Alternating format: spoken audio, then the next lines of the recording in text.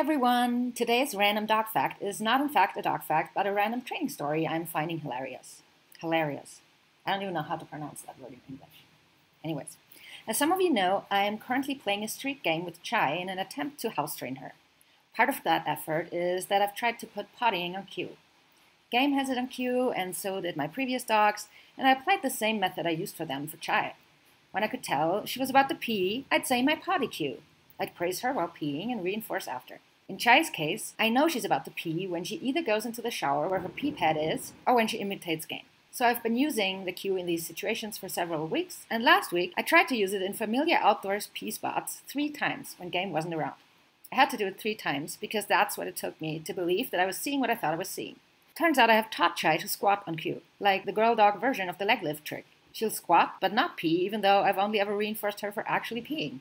I'm finding this both fascinating and hilarious. Again, this word, whatever.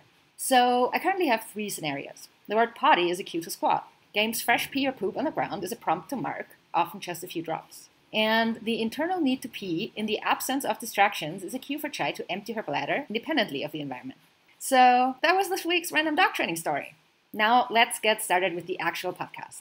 I've been super busy this month with about 10,000 projects I've decided to add to my schedule all at once and pretty much last second because why not? It is currently Monday afternoon and I'm recording this now to get you all a podcast tomorrow morning. Needless to say, this is going to be a short one. By the way, it is raining and thundering outdoors and you may be able to hear that. Enjoy. I'm going to use this episode to quickly answer a student's question.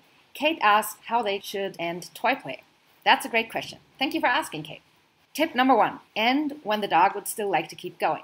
How long that is will depend on several factors. One of those is, who is your dog? Do you have a biddable go-go-go dog or an independent animal? Every dog is different. It will also depend on the kind of game you play. For example, some dogs are more into fetch than they are into tug.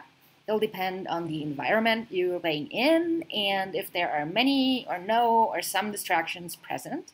It'll depend on the dog's motivational state. Are they ready for action or satiated and sleepy? It'll depend on your dog's age and their attention span. Puppies and adolescents will often have a shorter attention span. Older dogs may have less stamina.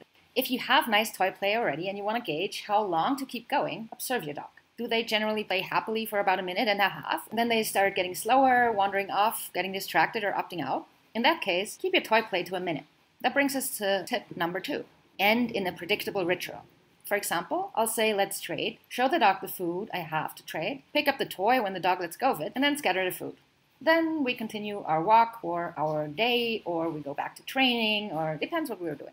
I hope this helps and answers your question, Kate, and I hope it's also helpful for anyone else struggling with something similar.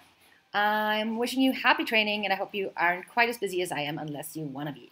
Hear you soon, and happy training.